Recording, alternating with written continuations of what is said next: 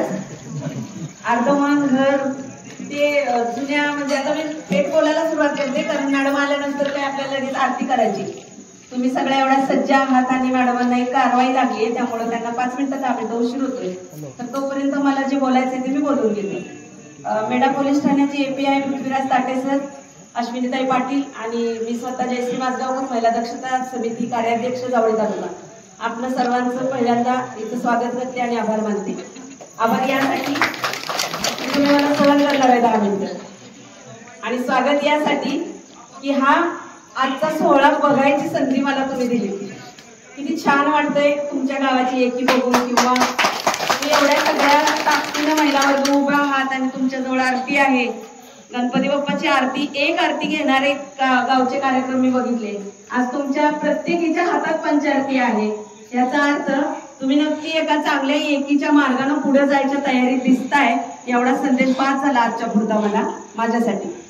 तुमच्या ह्या एकीलाच तुम्ही कायमचं जर जपून ठेवलं तर गावचा विकास आपलं गाव आपला विकास कधीच मागं नाही राहणार.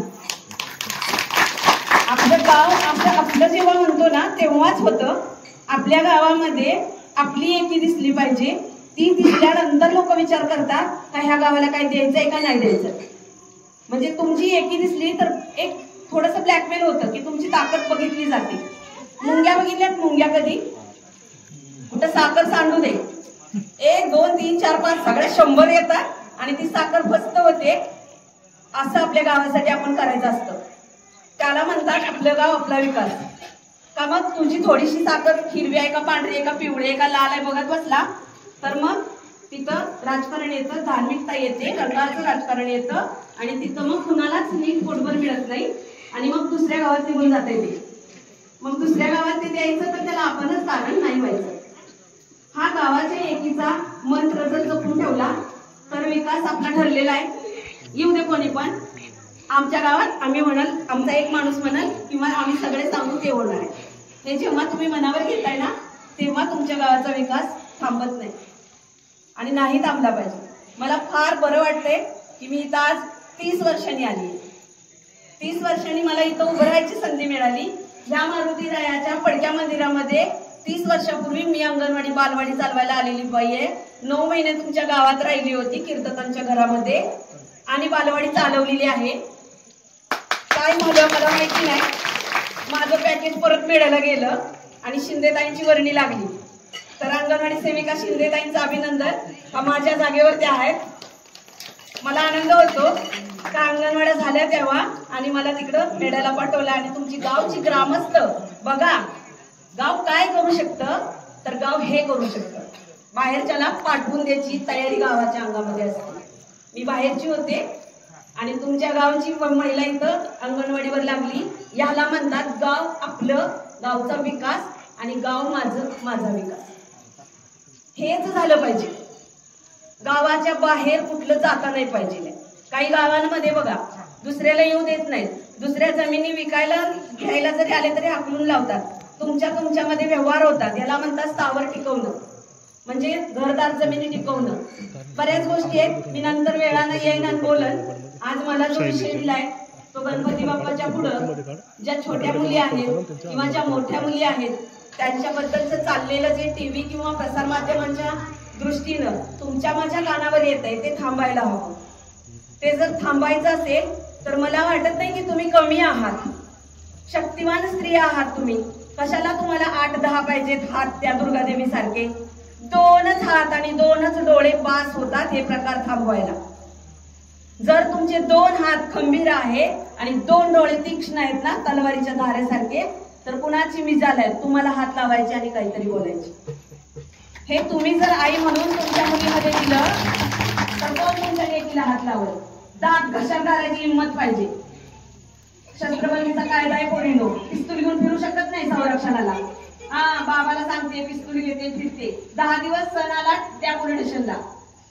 सण आला उत्सव आला तुमचं शस्त्र हे पोलीस स्टेशनला जमा करायला लागतं. शस्त्रबंदीचा कायदा आहे. नाही तलवार आणि पिस्तूल घेऊन तुम्ही संरक्षण करू शकत. तुमच्या डोळ्याचं काय झालं. खाली बघून चालता. खाली बघून नाही चालायचं. तुम्ही नजरेनं नजर देऊन डोळ्यात थेट जर बोलला तरच तुमच्याबद्दल कोण बोलणार नाहीये. खाली बघून जर तुम्ही गेला तर खाली बघणं म्हणजे मुलगीला स्वीकृती समजली जाते, ही विकृती आपल्याला संपवायची। जी खाली बघून मुलगी गेली ना का तिच्यावरती छेड करायला दुसरा मुलगा तयार असतो। आम्हाला हे नाही पाहिजे। नजरेला नजर देऊन आम्हाला बोलता आलं पाहिजे। दोन हात आहेत ना, नरड दाबता आलं पाहिजे समोरच्या। नाही जमत मग घरी बसा। जर तुम्ही खंबीर नसाल तर नका जाऊ कॉलेजला, नका जाऊ शिकायला। जर तुमच्यामध्ये हिंमत नसेल तर तुम्ही 12वी पर्यंत थांबा, 18 वर्षाच्या व्हा, लग्न करा आणि 2 पोरांची आई व्हा। तुमच्यामध्ये जर हिंमत नाही प्रतिकार करायची तर कुठला पोरगा नाही बसला तुम्हाला इथं येऊन संरक्षण करायला। गावात गस्त चालू केली पाहिजे। चोऱ्या पण होत आहेत। काय तरुण पोरं करतात व 12-12 वाजेपर्यंत ते डब्बा घेतात आणि कुठेतरी बसतात कोपऱ्यात। त्या डब्याला मी मोबाईल म्हणते। किती जणांच्या हातात मोबाईल आहे? सगळ्यांच्या। इकडे मोबाईल मध्ये डोकं, तिकडे घर फोडलं। पूर्वीची माणसं तशी होती का? उगाच जेवण झालं की जायचं ना फाट्यापर्यंत 2-4 जणांनी। कसं कोण गावात येईल? दबाव तंत्र अवलंबलं पाहिजे तर चोऱ्या राहतील। चोरी करायला येणारा सुद्धा विचार करतो कुठल्या गावात जायचं। तुमच्यापेक्षा मोठे मास्टर प्लॅन असतात त्यांच्याकडे।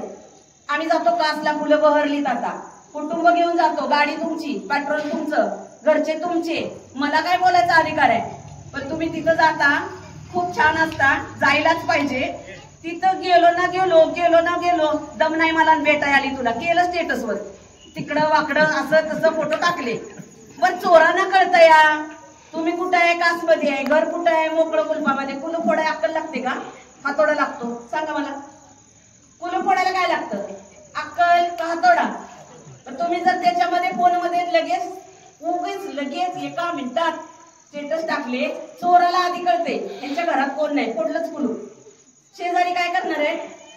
शेजारी नाही काय करू शकत, कारण जो तो आपल्या जीवाला भीतो। म्हणून शेजाऱ्याला नावं नाही ठेवायची, शेजारीच आपला असतो। विशेषतः विवाहित महिलांनी शेजारी नाही ना, ती खबरी आहे तुमची, लक्षात ठेवा। माहेरी सांगावा द्यायला, निरोप द्यायला। तुम्हाला त्रास झाला ना, पहिला फोन शेजारणीचा जातो।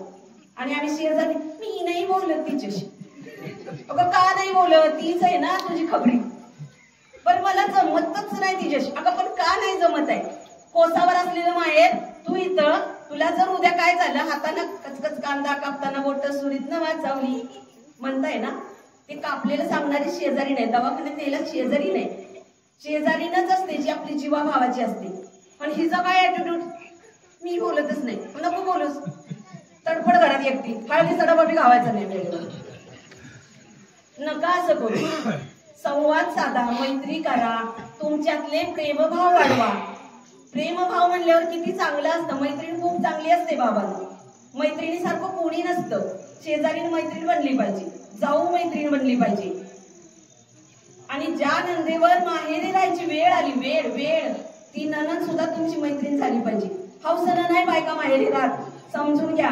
एखादी मुलगी असते जिला माहेरी कायमचं राहावं लागतं, अशी तुमची नणंद जी कुठल्याही कारणानं तुमच्या घरी राहतीये, तुमच्या गावात राहतीये, ती पण मैत्रीण दोस्त झाली पाहिजे। आणि ती नाही आम्हाला दोस्त वाटत, हाडाची वैरीण वाटते। काय कायमचं पॅकेज घरी येऊन राहिले, आम्ही तिच्याशी नफरत करतो, आम्हाला ते नाही करायचं। माझा एक मित्र आहे, खूप चांगला आहे, विदर्भातला आहे, आनंद राऊत, तुमच्या सगळ्या मोबाईल मध्ये आहे। त्याची मित्र नावाची कविता आहे। दुःख अडवायला उंबऱ्यासारखा, मित्र वनव्यामध्ये गारव्यासारखा। इतकं चांगलं लिहिलंय त्यानं मैत्रीवर। आणि आम्ही मैत्री कुणाशी करायची ह्यांच्यात धंद्यात पडतोय। आमची मैत्रीण असती सोनगावची, ते येणार कधी तुम्हीच विचार करा।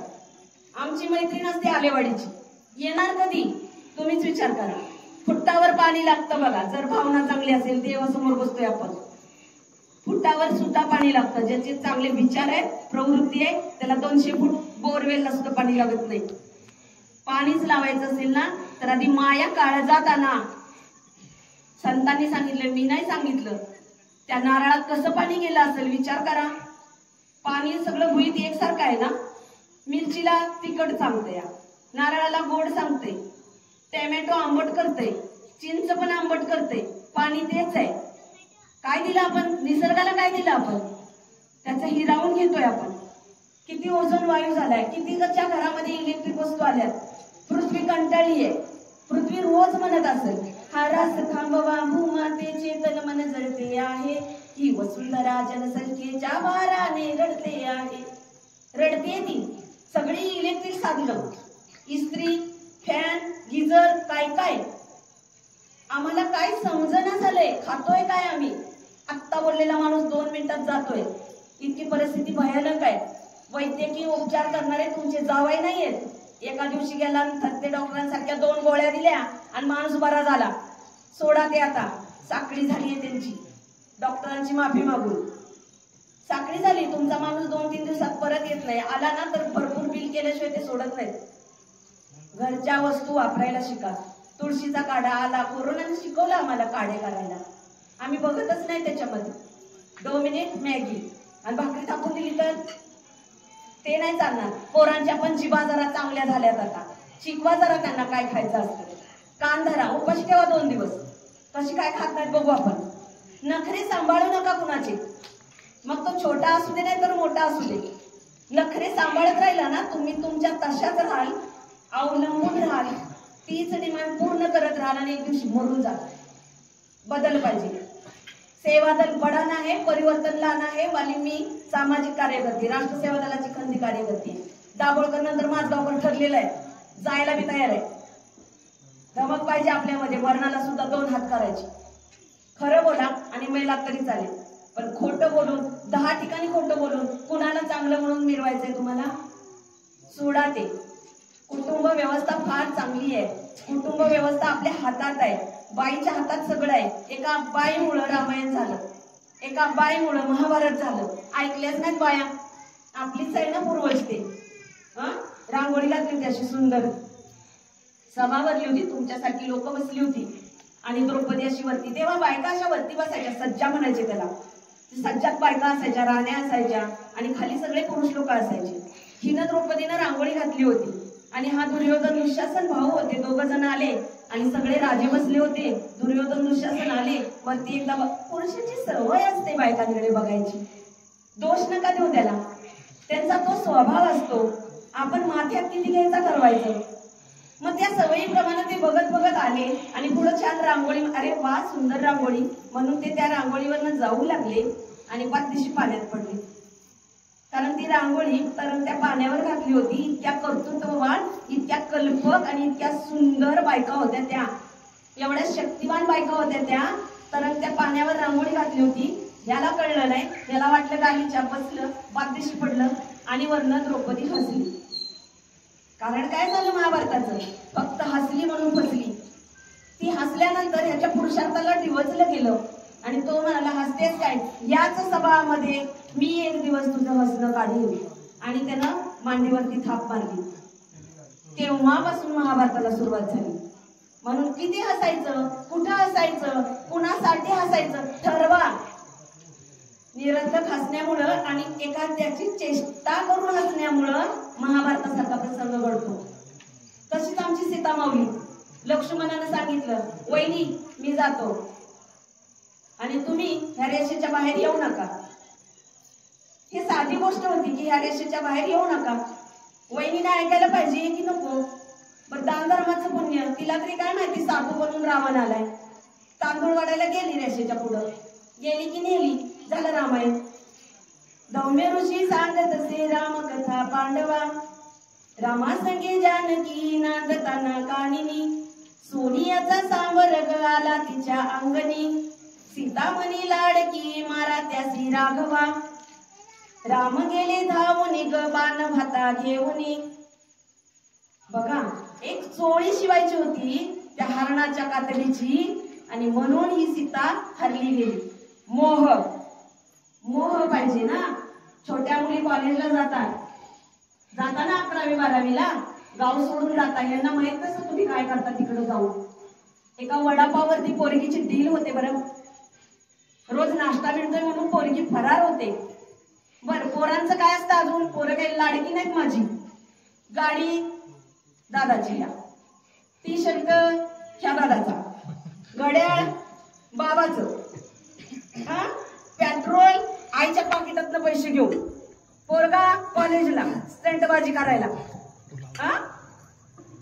पोरगीला वाटतं ह्याच्याकडे इतकं आहे ते कुठं आलं ते नाही बघत आहे. वय बघा ना त्या बाबाचं, कमवतोय का, आप कमाई आहे का, बाप कमाई आहे, मी वयात आहे का, तो वयात आहे का, या गोष्टी नको सांगायला. बंधन पाहिजे, स्त्रीला बंधन पाहिजे, रांगोळीला बंधन पाहिजे, शेताला कुंपण पाहिजे, गावाला शिव पाहिजे आणि गावातल्या पुरुषांना निर्व्यसनीपणाची सवय पाहिजे. या गोष्टी असतील ना तर गावात काही येत नाही. म्हणून व्यसनमुक्त गावं झाली, केली लोकांनी व्यसनमुक्त. मग धंदे बंद पडले म्हणून शिव्या करणारे आहेतच की. मग दुसरा धंदा चालू करायला द्या ना त्या माणसाला ताकद. जर दारूचा धंदा बंद झाला असेल तर त्या कुटुंबाला दुसरा धंदा करायला काहीतरी योजना द्या. त्याचा चरितार्थ बघा, बंद होतील दुकानं. खूप साऱ्या वाईट सवयी आहेत, सोडायला शिका. बाप्पाला पण तेच पाहिजे.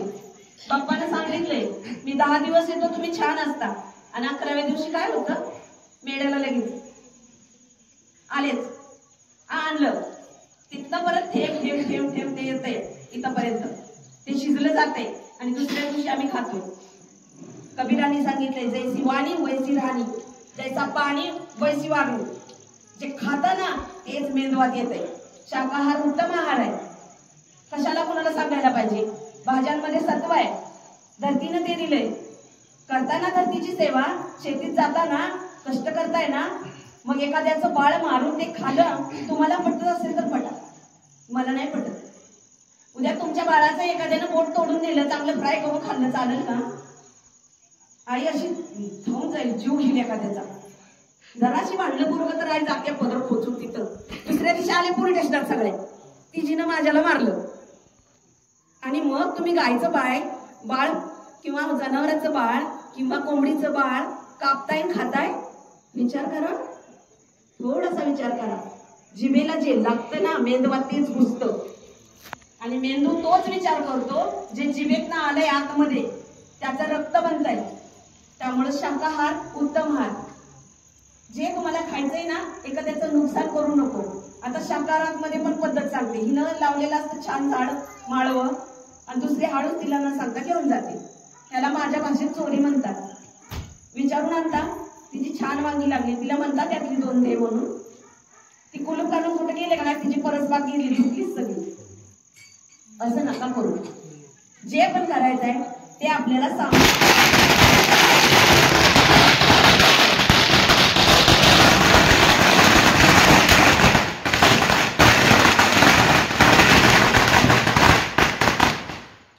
माननीय अश्विनीताई पाटील इथं आलेले आहेत, त्यांचं जोरदार टाळ्यांच्या आणि माझं मी बोलणं थांबवते थोडा वेळ आणि लगेच आपण आरतीला सुरुवात करूया. पुढील सूत्र नियोजनाकडे.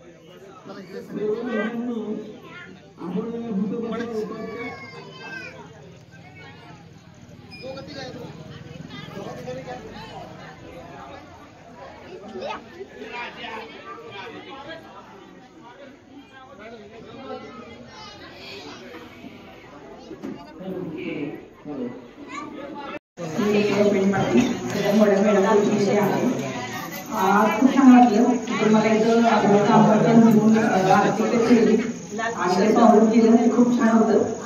आता मला सध्या सांगण्याचा एक विषय आहे की सध्या प्रचलित असणारा प्रश्न जे आपलं झालेलं कलकत्ता आणि बदलापूरच्या मॅटरमध्ये.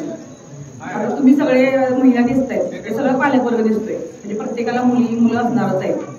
पण सध्या तर बघते तुम्ही समाजामध्ये काही कंडिशन आहे, मुलं असले किंवा मुली असले, प्रत्येक आई बापाला एक टेन्शनचं गोष्ट झाली किंवा कसं मुलांना सांभाळायचं.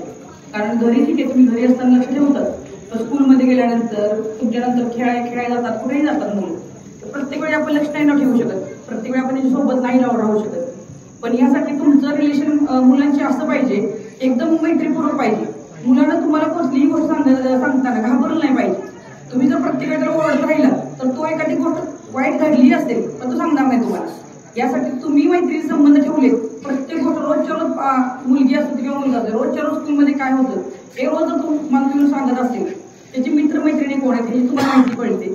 आणि त्यानंतर एखादा घटना घडली तर त्याच्या मित्रामध्ये चौकशी करता येते, त्याचे मित्र कोण आहेत, चांगले आहेत का वाईट आहेत, संगत कोणते हे आपल्याला समजते यातून. त्यामुळं तुम्ही मुलांशी जास्त बोललं पाहिजे. जेवढं तुम्ही मुलांना विचाराल स्कूलमध्ये जेवढं त्यांना बोलतं कराल ना तेवढं तुम्हाला समजत जाईल मुलांचं सध्याचं काय चाललंय. कारण सध्या मोबाईलच्या फॅनमुळे एवढी मुलं खराब झाली, म्हणजे नको असणाऱ्या गोष्टी आपल्याला जागेला बसून समजतात की त्या मुलांना ती आवश्यकताही नाही. ज्या मोबाईलचा उपयोग आपण चांगल्या गोष्टीसाठी करू शकतो, पण त्या मुलांना आताच्या कंडिशनला त्या गोष्टी नको आहेत. पण जे वाईट आहेत, घर बसले आपल्याला मग कुठलेही एखादं सर्चला गुगलला कोणतेही सर्च करा, तुम्हाला घर बसल्या माहिती मिळते. त्यामुळे मुलांची क्युरियोसिटी वाढत निघाली की बाबा हे काय आहे, मुलं काहीतरी वाईट बघतात आजूबाजूला आणि ते काय असतं हे सर्च करण्याचा प्रयत्न करतात मोबाईलमध्ये. आपण ही मुलं कुठं शांत बसतात म्हणून आपण मोबाईल मुलांना देतो, आपली कामं आवडतात, महिला वर्गाची कामं आवडतात म्हणून आपण मुलांना मोबाईल देतो नको बसवतो. पण मुलं काय बघतात हे पण आपण बघितलं पाहिजे. ठीक आहे, एक लिमिट ठेवा. मोबाईल द्या तुम्ही, असं मी म्हणत नाही की मोबाईल आता एवढं मोबाईलचं मुलांना हे झाले मोबाईल शिवाय राहू शकत नाही, एवढे हे झाले कंडिशन. थोडंफार द्यायचा मोबाईल, पण मुलं काय बघतात ह्यावर आपण लक्ष ठेवलं पाहिजे. आणि ते काय बघतात त्याच्यावर तुम्ही विचार केला पाहिजे. बाबा त्याला त्याच्या आयुष्यात ती घटना घडली किंवा काय, त्याने आजूबाजूला काहीतरी बघितलेलं असतं एखादी घटना आणि तेव्हा तो सर्च करत असतो बाबा हे काय आहे ते काय आहे. आणि त्याला तेच तुम्ही बोलता राहिलात तर तुम्हाला त्या बऱ्याच गोष्टी कळतील. आता बऱ्यापैकी मुलींचे पालक आहेत, मुलींच्या बाबतीत एखादी घटना वाईट घडते, ती मुलगीने आपल्याला येऊन सांगितली पाहिजे बाबा हा काका असू दे किंवा दादा असू दे, कोणी असू दे, आजूबाजूला शेजापाजारी असते, त्याने माझ्याशी असं केलं, त्याने मला ह्या अंगाला हात लावला. आता बऱ्यापैकी तुम्हालाही माहिती आहे की पुरुषांच्या पेक्षा महिलांना मुलींना सेन्स त्या प्रकारे जास्त असतो. कोण आपल्याला कसं बघतो, कुठल्या नजरेने बघतो ही बायकांना लगेच समजतं. एखादा तुमच्या रस्त्यात जात असताना आपल्याला एखादा बघतो पुरुष तर आपण कुठल्या नजरेने बघतो हे आपल्याला पटकन समजतं. तर तो सेन्सर मुलींच्या असतो, म्हणजे मुलींच्यात असतो. पण ती गोष्ट तुम्हाला पालकमंत्र्यांनी घरात येऊन सांगितली तर त्यावर तुम्ही पटकन ते काहीतरी केलं पाहिजे. तर ती मी कशी सांगू, माझी आई ओरडेल, ही भीती खाऊन जर ती मुलगीने सांगितलीच नाही किंवा एखादा न्यूनगंड बाळगून मला माझ्या तसं काही घडतंय का हे समजून जर त्या मुलीनं बोललीच नाही कुणाजवळ, मैत्रिणींजवळ किंवा आई वडिलांजवळ किंवा शिक्षकांजवळ, तर त्या गोष्टी कळणार नाहीत आणि त्यातून कुठला तर नको तो प्रकार घडून जाईल आणि काहीतरी अत्याचाराची घटना घडून जाईल आणि ते तर पोलीस काहीच करू शकत आहे. एकदा घटना घडल्यानंतर पोलीस तिथं काहीच करू शकत नाही, त्याच्यावर गुन्हा दाखल होईल, लिगली कारवाई होऊन जाईल. पण त्या मुलाचं काय, त्या मुलावर झालेला अन्याय, तुमचा झालेला मानसिक त्रास आणि समाजात असणारी आपली एक किंमत असते. पालक कशाला घाबरतात, एखादी घटना घडते पण आपण उभं होत नाही का तर समाज काय म्हणेल, बाबा ह्या मुलीच्या जास्त घडली होती, त्या मुलीचं लग्न होईल का नाही, ह्या गोष्टीचा विचार करून आपण पालक कुठं सांगत नाही ह्या गोष्टी. पण ह्याला कुठेतरी प्रतिबंध केला पाहिजे. तुम्ही हे बोललाच नाहीत गोष्टी, आमच्या पण आल्याच नाहीत, तर आम्ही त्या मुलांना किंवा काही असू दे त्याला समज कशी देणार आहे, कोणती समज देणार आहे. त्यामुळे ते कुठंतरी तुम्ही बोलतं व्हा, म्हणजे कुठं सांगितले पाहिजे ह्या गोष्टी. ठीक आहे, बऱ्याच वेळेला असं होतं की बाबा आम्हाला मोठी घटना वाढवायची नाहीये, काय असं ते फक्त समज द्या. ठीक आहे, त्या पद्धतीने तुम्हाला जशी इच्छा असेल तसं दिली जाईल समज द्यायला त्या काळासाठी मुलाला, पण तुम्ही ते आमच्यापर्यंत पोहोचवली पाहिजे. आमच्यापर्यंत आली न्यूज तर आम्ही बघू आमच्या पद्धतीने कसं करता येईल. पण त्यामुळे इतर मुली सेफ होतील. तुम्ही आलात तिथपर्यंत तर आणखी 2 मुली होणारा अन्याय कमी होईल तो किंवा वाचून जाईल ती मुलगी. पण तुम्ही बोलला पाहिजे त्या गोष्टी. बाकी सायबर क्राईम आता तुम्हाला लेडीजना आहे, आता मोबाईल व्हॉट्सअप सगळ्यांना कळतं, मोबाईल मधलं काय सर्च करायचं काय नाही, जसं मुलांना कळतं एवढे 2 वर्षाच्या मुलालाही कळतं सर्च काय करायचं त्यामध्ये. तो बोलतो त्यामध्ये त्या माहितीमध्ये जाऊन बोलतो, त्याला काय पाहिजे ते बोलतो आणि ते सर्च करून बघत बसतो व्हिडिओ येते. तर तुम्हालाही तेवढं आहे, म्हणजे महिलांच्या बाबतीत पण एक वयस्क असतील राज्य वगैरे त्यांना नसेल माहिती, पण तरुण ज्या लेडीज आहेत त्यांना माहिती आहे मोबाईल कसा हाताळायचा काय करायचा. त्यामुळे त्यातून एक वाढत चालली आता क्राईम सध्या सायबरचा, की बाबा एखादा फोटो आपण काहीतरी डाउनलोड करतो किंवा स्टेटस ठेवतो आपण कुठल्या तर प्रकारचा, त्या फोटोचा उपयोग कोणी कसा करेल आणि तुम्हाला कसा ब्लॅकमेल करेल, टॉर्चर करेल हे सांगू शकत नाही. त्यामुळे स्वतःचे कुठले फोटो ठेवायचे कुठले नाही ठेवायचे किंवा एखाद्याने रिक्वेस्ट पाठवली तर त्याला काय आपण रिप्लाय द्यायचा का नाही हे आपल्या हातामध्ये. आणि सध्या कोण कुठला माहिती नसतो, तो कुठला आहे कुठला तो काहीच माहित नसतं, पण त्याला आपल्या काहीतरी रिक्वेस्ट टाकली ना आपण त्याला रिप्लाय देतो आणि त्या गोष्टीतून कुठले तर प्रकार घडत जातात. त्यातून ब्लॅकमेलिंग प्रकार होतात, पळवून नेणे मुलींना, कुठले अत्याचार होणे ह्या घटना घडत आहेत. त्यामुळे त्या गोष्टीतून तुम्ही सावध राहिले पाहिजे. त्यामुळे कुठलेही आपले फोटो नको ते डाउनलोड नाही करायचे, कुणी ब्लॅकमेल केला. थोडक्यात घटना आहे तोपर्यंत तुम्ही पोलिसांना सांगा काही करा, थोडक्यात आहे तोपर्यंत त्याला प्रतिबंध करता येतो. एखादी मोठी घटना घडल्यानंतर त्याला काहीच करू शकत नाही, आपण गुन्हा दाखल करून कारवाई करू शकतो, दुसरं काहीच करू शकत नाही. मग तुम्ही किती म्हणलात आमच्या समाजात बदनामी गुन्हा आम्हाला दाखल नाही करायचं, तो होतोच गुन्हा दाखल, कारण कुठेतरी आम्हाला पण ती कारवाई करायची लागते की बाबा कुठेतरी. त्यामुळं समाजात शांतीता पाहिजे, त्यासाठी आम्हाला कारवाई करायला लागते.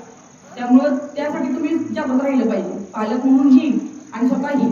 आणि बऱ्याच आता माझ्याकडे सध्या महिला कॉलेजने आल्यानंतर अशा पण लेडीजच्या घटना आली, 30, 35, 38 वर्षाच्या महिला आहेत आणि त्यांनी कुणाला तरी रिप्लाय दिलेला आहे, कुठली तरी रिक्वेस्ट पाठवून त्यांनी रिप्लाय दिलेले आहे आणि ते महिलांच्या बाबतीत घटना घडली. अशी पण नाही मुलींच्या बाबतीत घडली, महिलांच्या बाबतीतही घडलेली घटना. त्यामुळे तुम्हीही कुठेतरी त्या गोष्टीपासून दूर राहिलं पाहिजे किंवा कितपत आपण रिस्पॉन्स द्यायचा मोबाईलला हे तुमच्या पण हातात आहे. बाकी तुम्हाला काही क्वेश्चन असतील विचारायला, तुम्हाला काही तर असेल बाबा एखादं प्रश्न काय आम्ही करावं, असं बाबा आमचं मूल आहे आणि अशी घटना घडते, तरी तुम्ही कधीही विचारा. आता सध्या मी आहे कुडाळ चौकीला, तुम्हाला कधी वाटलं तुम्हाला यायचं आहे भेटायचं आहे, एखादी घटना तुमच्यावरती काय घडली असेल आणि कशी संवाद झाला असेल, तुम्ही कधीही या, मी लेडीज म्हणून तुमचं कधी पण तुम्हाला मदत करायला तयार. बाकी तुम्हाला काय विचार असेल, आता कायद्यात बरेच बदल झालेले. पहिले जे आपले कलम होते ते कलमात चेंज झाले, त्याचे आपले तुम्हाला नाही. जर तुम्ही एखादी घटना घडली नसेल आम्ही आमचा तपास करत राहू, कलम चेंज झाली काय झालं तुम्हाला नाही कुठल्या गोष्टीचा फरक पडत, फक्त तो आम्हाला आमच्या पद्धतीने तपास करायला लागेल. पण कायद्यात बरेच बदल झालेले आहेत, बरेच आता व्हॉट्सअप याच्यावरून बऱ्याच गोष्टी शेअर होतात, ते बरेच कायद्यात बदल झालेले आहेत. त्यामुळं थोडीशी माहिती नसेल तर पोलीस पाटील आहेत, गावात शिकलेली मुलं आहेत, त्यांच्या पण माहिती करून घ्या एखादी घटना कळत नसेल किंवा काय. बाकी तुम्हाला कधी कुठल्याही गोष्टीची गरज वाटली महिला म्हणून तर माझ्याकडे कधीही या, तुम्हाला प्रत्येक गोष्टी सहकार्य जाईल.